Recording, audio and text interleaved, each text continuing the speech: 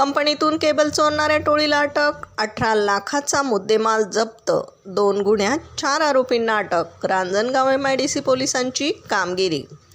सविस्तर वृत्त असं. रांजणगाव येथील स्पर्श इलेक्ट्रॉनिक कंपनीत घडलेल्या या घटनेत केबल वायरची चोरी झाली होती. सदरची घटना 2 फेब्रुवारी रोजी घडल्याची नोंद अर्केश शिंदे यांनी दिलेल्या फिर्यादीवरून गुन्हा नोंदवण्यात आला. रांजणगाव MIDC पोलीस स्टेशनच्या तपास पथकाने तांत्रिक विश्लेषणाच्या आधारे शोध घेतलाय. त्यानुसार आरोपी विकास पवार, रोहित शिंदे, ओमकार काळे यांनी केबल वायर चोरल्याचे निष्पन्न झाले. आरोपींना अटक करण्यात आली आहे. तर फैजान खान यास चोरी केलेला माल विकल्याचे त्यांनी कबूल केले. आरोपींकडून 18 लाख रुपयांचा मुद्देमाल जप्त करण्यात आला आहे.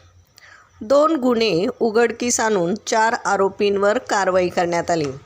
सदरची कामगिरी पोलीस अधीक्षक संदीप सिंह गिल्ल, अप्पर पोलीस अधीक्षक रमेश चोपडे, उपविभागीय पोलीस अधिकारी प्रशांत ढोली यांच्या मार्गदर्शनाखाली महादेव वाघमोडे, अविनाश थोरात, दत्तात्रय शिंदे, उमेश कुतवळ, योगेश गुंड आदींसह पथकाने केली आहे. प्रतिनिधीसह महाराष्ट्र जनता न्यूज, पुणे.